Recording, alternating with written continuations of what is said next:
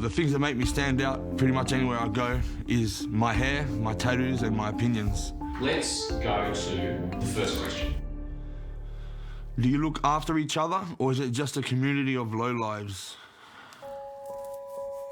Low lives. Oh dear.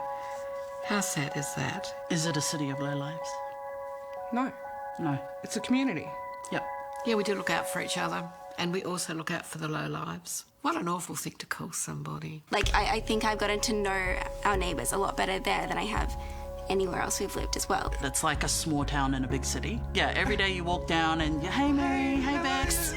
That's like your low-income family, you know what I mean? You struggle together, you talk shit about the struggle together, you laugh about it, you cry together, you know, that's your family. Even the smallest things where people have knocked on my door and they've given me things out of nowhere. And they're like, oh, I've been thinking of you.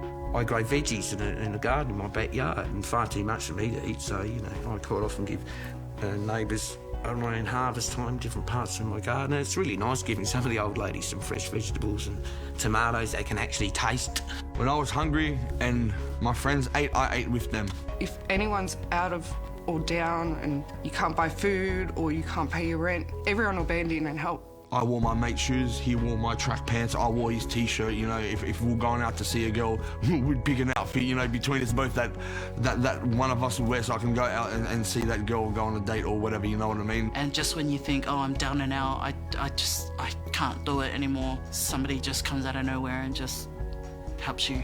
You know, people have heard what I've been going through and they'll just come and check up on me. You know, and they're like, are you right, Kia? Do you need anything? You know. We looked after each other 100%. We're a family, you know. We all know what it's like to live struggling. And I think the reason why we're such a close-knit community is because we're always copping it in the media. Look at this junkie. Oh, look, there's a junkie. Junkie!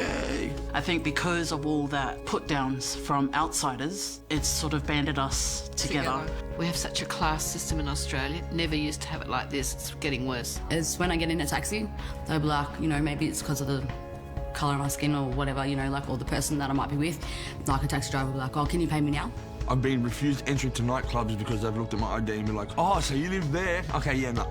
It makes you feel belittled, kind of, you know, like, and it doesn't make you feel good, you know. The stigma of public housing actually is something that can isolate one. I do have friends outside of that world, but they're very minimal contact friends because they just don't, they don't get it. I ran into a friend a few years back that I hadn't seen for a while and invited her around, but she wouldn't come and visit me because I lived in public housing. She said, oh, look, I'm not going to lie, I'm a snob. And I said, okay, no worries. It affects you as a person. I mean, like, for an example, there's only a certain amount of times you can tell your mates, no, I can't come out.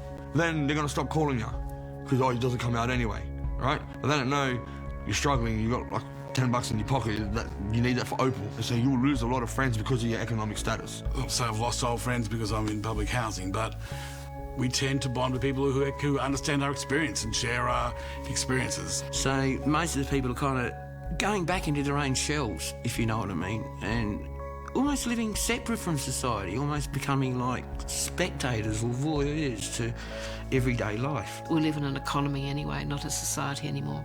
We don't live in a community, we live in an economy. And I think that's where the class systems is born, yeah.